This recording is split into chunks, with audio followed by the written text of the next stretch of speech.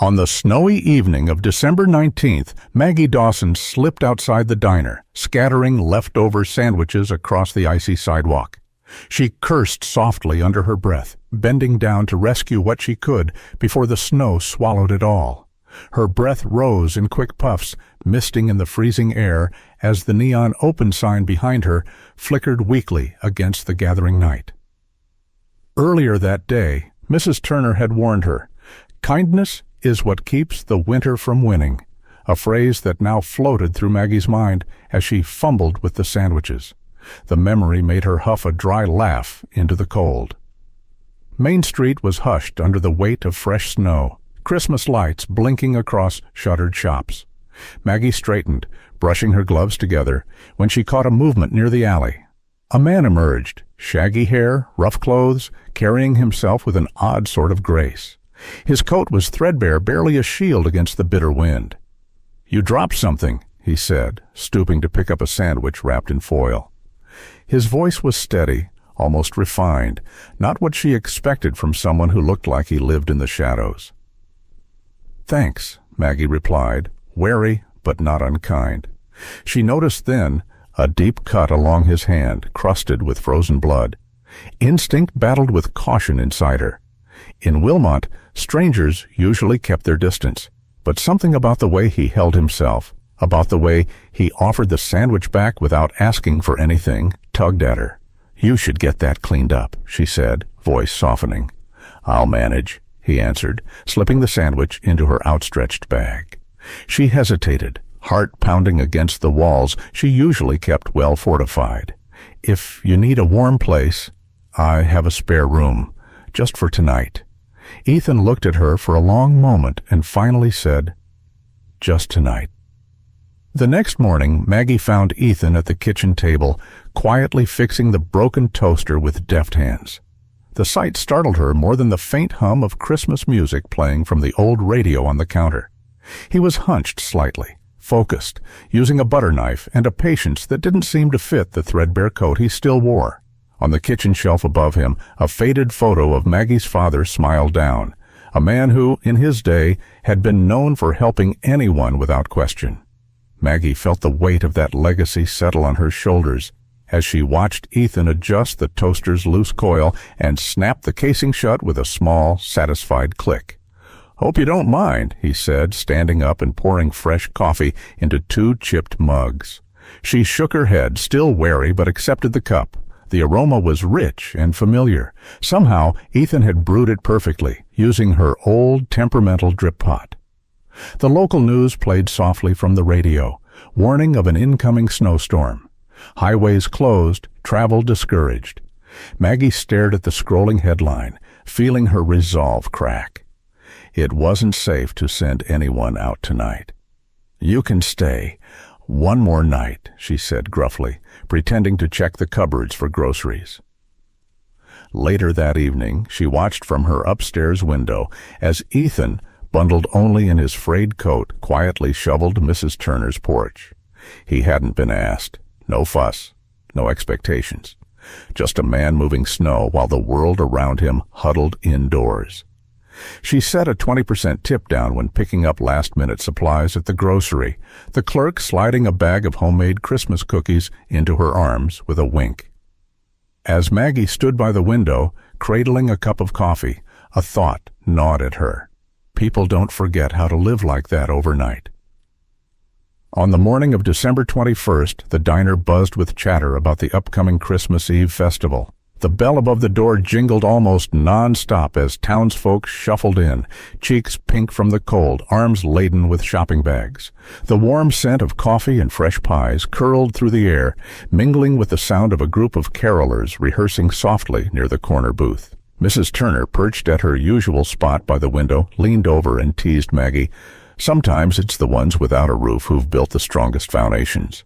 Her words landed with more weight than Maggie cared to admit, given who was now tucked away in her spare room.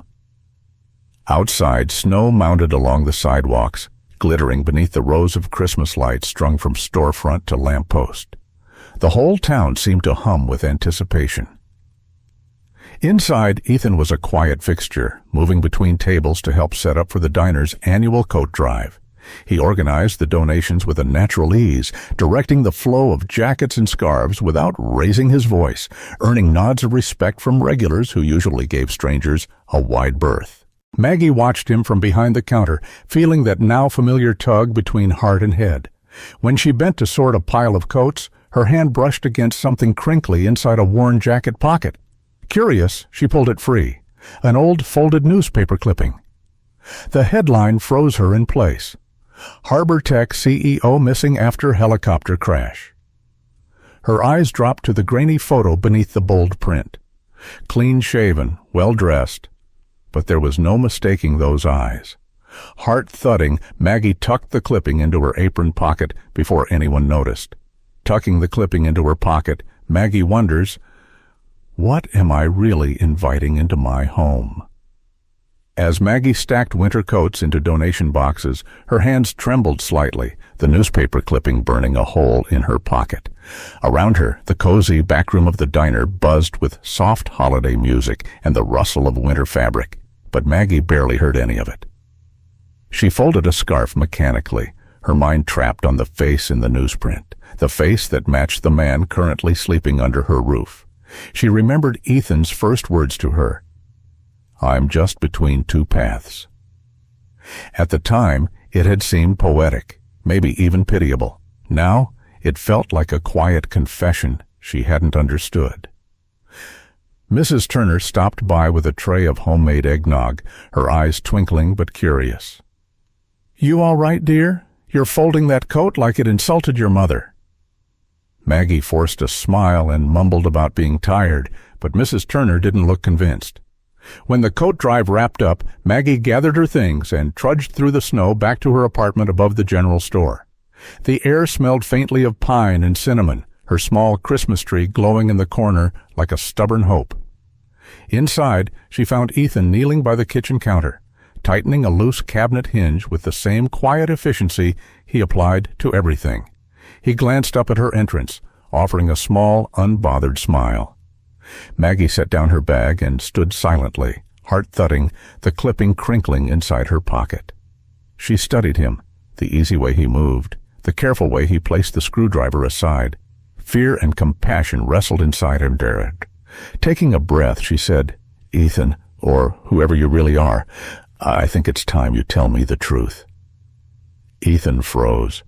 A long moment passed before he sat back on his heels, weariness settling into his features. There's a lot you don't know about me, and I owe you the truth. Maggie, heart-pounding, whispers, then start at the beginning.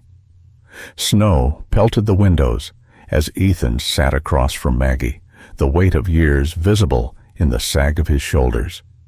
The little apartment seemed smaller tonight, the fire crackling weakly in the hearth, throwing long shadows across the walls. The sparse Christmas tree blinked steadily in the corner, the soft scent of pine mixing with the bitter scent of fresh coffee.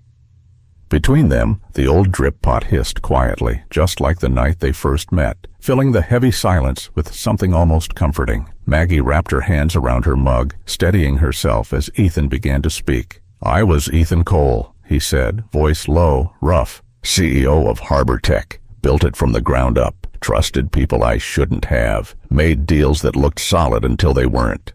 He stared into his coffee as if it could somehow erase the memories. The helicopter crash had been real, he explained, real enough that when he crawled from the wreckage alone, battered and forgotten, it had felt like a second chance. An escape from the backroom betrayals and smiling liars who had carved up everything he loved. He could have returned, could have fought for the scraps. Instead, he walked away. I didn't want to be that man anymore, he said, lifting his eyes to hers. I didn't want to spend my life fighting ghosts. Maggie listened, every word peeling back layers she hadn't even guessed were there. Outside, the snowstorm deepened, softening the world in white silence. And then, Ethan's voice cracked. Then I found this place. People like Mrs. Turner, like you. It reminded me, maybe life's not about building empires. For a long moment, Maggie said nothing. Her heart was a tangled knot of anger, sadness, and something she couldn't name. She set her mug down with a soft clink. You could have told me. I would have listened. Ethan, voice barely above a whisper. I didn't think I deserved it. On Christmas Eve morning, Wilmont streets were blanketed under fresh snow, untouched and pure like promises yet to be made.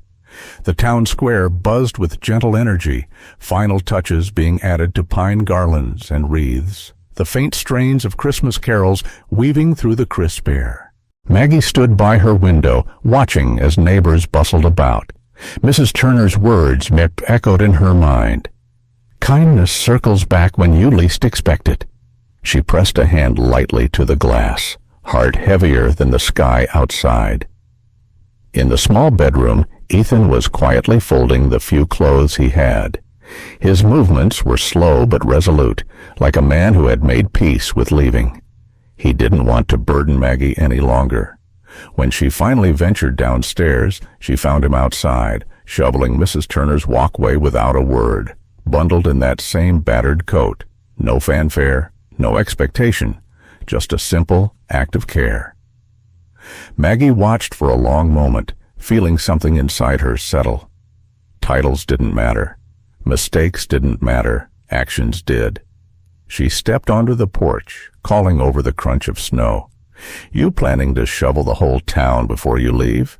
Ethan paused, straightened, and gave her a small smile. Just trying to leave things better than I found them. Maggie took a deep breath, snowflakes catching in her hair. You don't have to leave, she said, voice steady. Not if you want to stay. For Christmas. For longer. As church bells began to chime noon, they walked together toward the diner side by side. Inside, the smell of fresh coffee and the laughter of neighbors promised that this Christmas is only the beginning. Under the soft glow of Christmas lights, Maggie and Ethan found what many spend a lifetime searching for, a second beginning, born not from perfection, but from forgiveness. In a world too quick to judge by appearances, they proved that kindness, offered without expectation, could heal the deepest fractures. Like a lantern left burning in a window on a stormy night, one small act of compassion can guide even the most lost traveler home. Perhaps today, somewhere quiet, someone is waiting for a simple kindness to change everything.